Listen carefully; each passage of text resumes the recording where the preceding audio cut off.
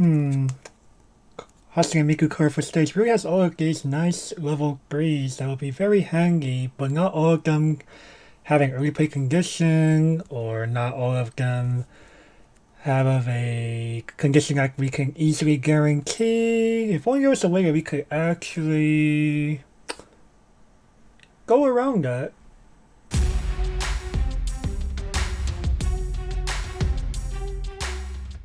Hello everybody, welcome back to Twintail. It is Twintail here with another Weiss Schwarz deck profile, of course, given that I am in a Saki cosplay, as it's kinda clear here on camera, that we will go ahead and of course do a profile on another Hatsune Miku card for stage.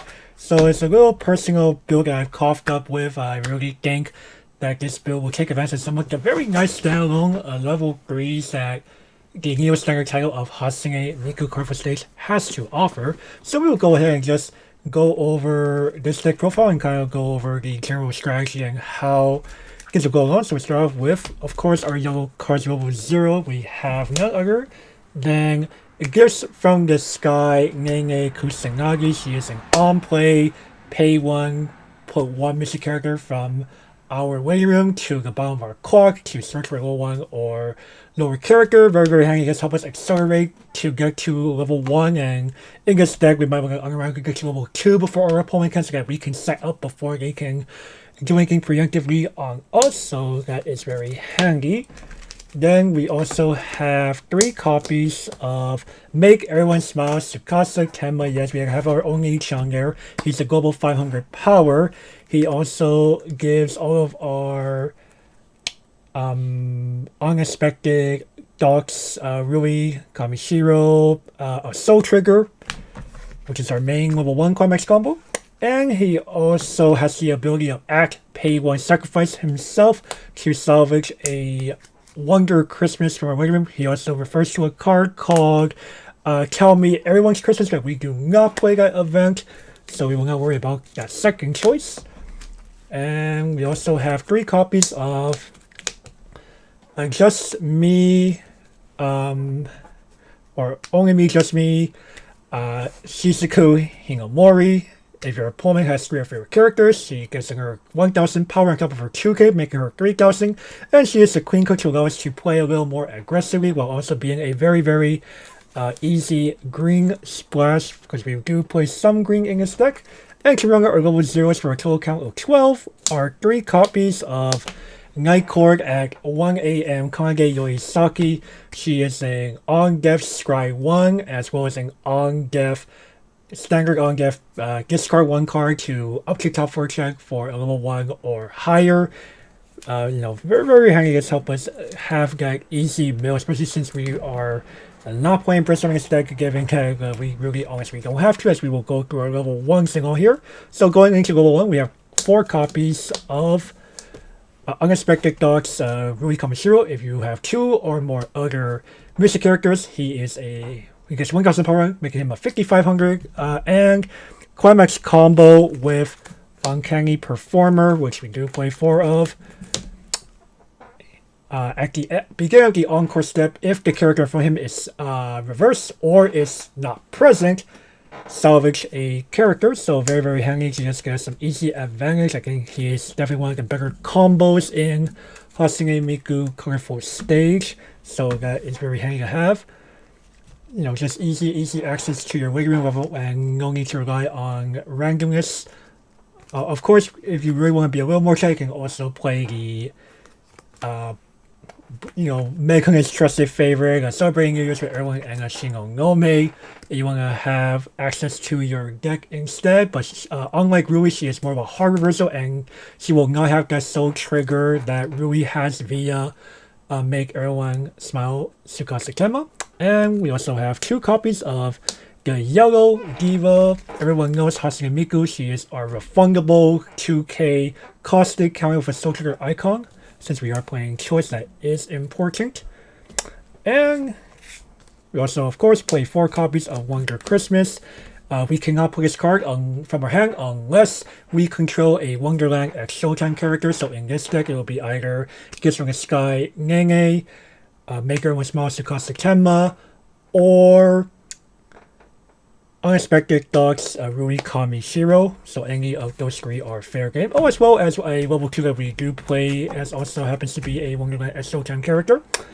And this is a up to top 4 check for a music character or an event. So yes, this can unironically loop into itself. And I was like, wait, that can be a little dumb. And if it can't loop into itself, well, it does have one other card that we can actually go into for extra mill if necessary. Also, to run off our level 1s, we have 2 copies of Guiding Hand.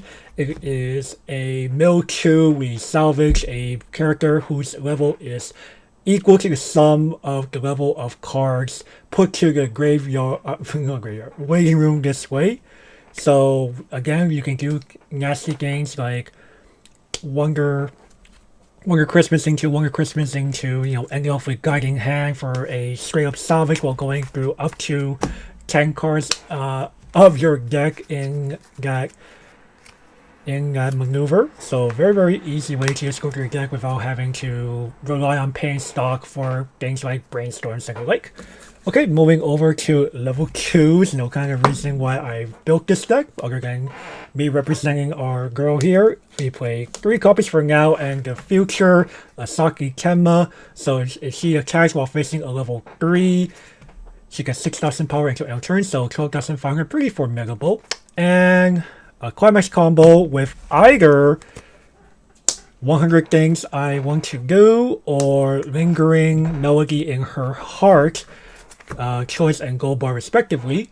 We can pay 1, sacrifice her to, if we have 2 or more other music characters.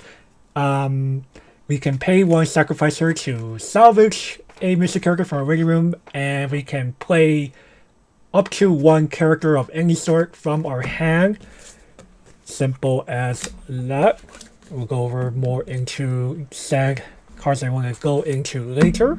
We also play 1 copy of Hatsune Miku. She's a global 1000, and whenever we trigger a choice, a climax with the choice trigger icon, we can pay it out to draw 1 card. So very handy. Allows us to, easily clean up our stock a little better, as well as just being a very nice power buff.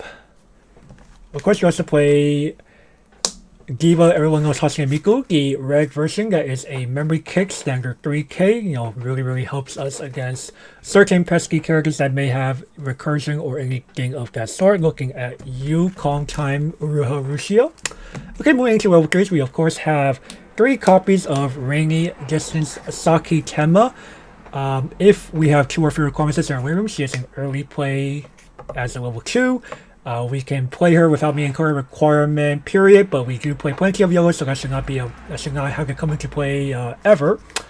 When she comes into play, we can discard 1 and heal the top card of our clock to our stock, as well as she gets 1,000 power for each of our other music characters in the back row, so she'll heal us down. She's pretty bulky, and if you really need her, she is what some people call Phyrexian. Okay, we can have I Can Feel That Fever, Shiho Hinomori. She is an on-play. She gets 4,500 power, and no one, including yourself, can play character backups during battles involving her until the end of your opponent's next turn. So it should be 14,500 cross turn. And when her climax combo strictly with Lingering Melody in Her Heart, so not 100 Things I Want to Do.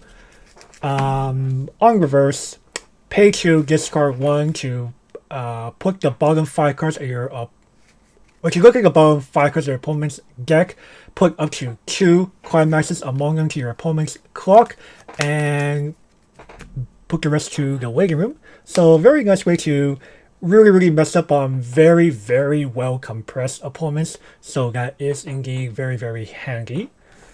Okay, and then we're gonna move on to our tech level 3s that for now and for the future Saki Tenma is meant to go into. So we have more jump Minori Hanasato. If we have 2 or more other mystic characters, she gets an additional 1000 power, and the auto ability of when her battle opponent becomes reversed, we can discard 2 characters from her hand, the clock shooting, and on play from hand, she allows us to salvage a mystic character. Very, very easy cantrip if we need more cards, as well as giving us that ability to really mess with our opponent. Again, we also have 1 copy of a Vivid Bag Squad on Shiraisi. If we have 2 or more other music characters, she gets 1500 power and the ability of when her battle opponent becomes reversed, we can look at up to the top 2 cards of our deck and put them to the top of our deck in any order. So it's kind of like playing the Gala Lives Tulka level 2, I believe it's under the Azure Skies Tulka, but we can also do that at level 2 in a way if we choose to do so.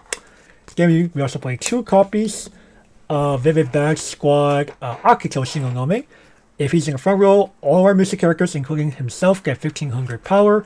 And he also has on attack, we can pay to discard 1 card from our hand to deal 1 damage to our opponent. So he is a way to get some extra reach, as well as just being a way to just really bulk up our board as if we are playing standby, but not really.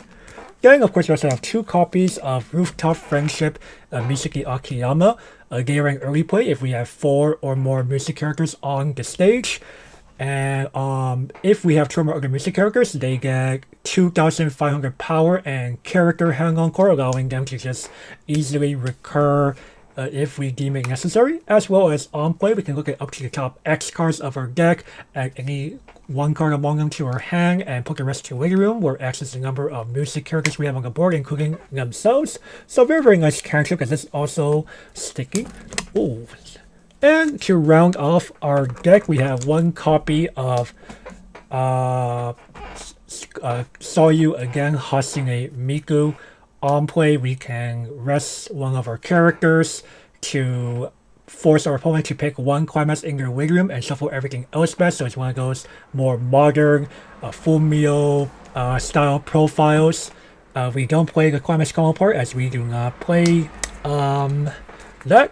So overall, playing the deck is really just to, while we are trying to go through our deck quickly with cards like, Wonder Christmas or Guiding Hand that can actually be fetched off of cards like Night Court at 1 AM, Kangage, or Maker with Small Tsukasa.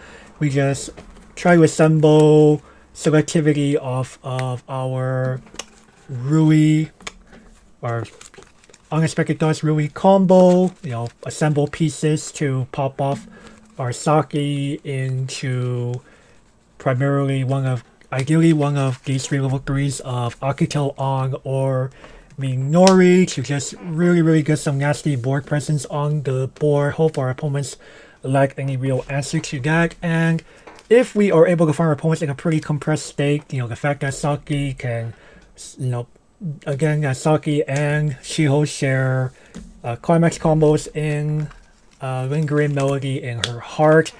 We do have the ability to just really, really ruin our opponent's day. If our opponent just really has some climaxes resting on the bottom there, which your mileage may vary, I'll just say that much. So, overall, it is a very, very nice deck that especially you really, really love to be able to make pretty much anything your early play in the realm of Hatsune Miku cover stage. There are also some other nice cards that some people might like, perhaps Night Court at 1 AM and a Shinonome if you are a fan of that ability from the Railgun title. As an example, it's